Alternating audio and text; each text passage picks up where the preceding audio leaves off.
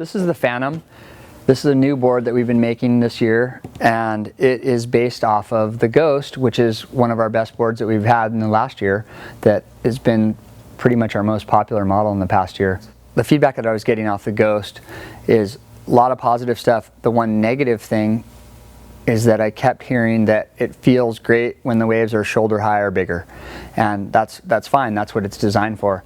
But what we thought of is like, if people love this board so much, why don't we make something based off that works good from that range and smaller, or head high down to waist high or whatever.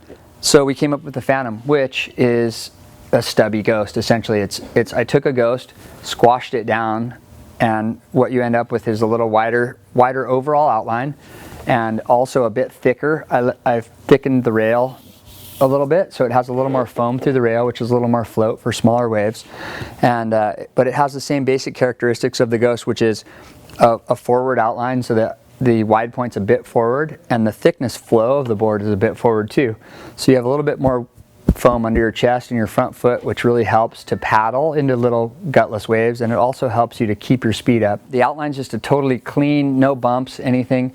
We've been making them with a squash tail, and also you can get it with a round tail, like a real round tail if you like. It has a lower entry rocker in the front, like the Ghost, and then it has a lot of curve going through the tail rocker, which lets you get drive off your front part of the board. The straighter outline, the wider nose, helps you get a lot of speed. The same thing with the foam under your front foot. It helps you to project a little bit in weaker waves.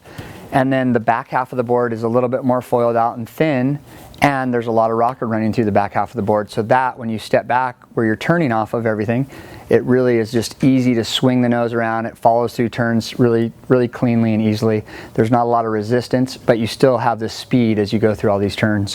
One of the things that I like about this board is that I put a little extra concave through the center of it. That created a flat spot in the center line rocker right between your feet. And what that does is it just gives you a little speed spot so that you keep your glide up. It's a flatter, less resistance, faster rocker just in the center of the board. And that lets you glide through sections, so when you come through a little mushy section, you have a little speed and you can kind of maintain that speed through that. And it also helps to keep the board up out of the water a little bit more, which gives you more speed too. The outline rocker remains the same. There's a lot of curve through the outline, so you get your drive and speed off the center, and then as you go through into a turn and set your rail, you have this nice curve that just helps you go through your turns cleanly. The bottom itself is single concave through most of it, running into a double concave through the fins, which I like. It feels like it lets you roll a little bit easier, rail to rail, and set your fins in easy on a turn. And then it blends into just a little bit of V running off the tail, which is the same thing. It adds a little bit of rail line rocker, which is less resistance and ease through your turns. So this thing is like, especially for people who love their Ghosts, this is like the step down stubby Ghost that you go from your Ghost in good surf and waves this big and above, and when it's in the smaller like overhead to waist high range, you might want to ride this board. And super versatile, super fun, and just I love it.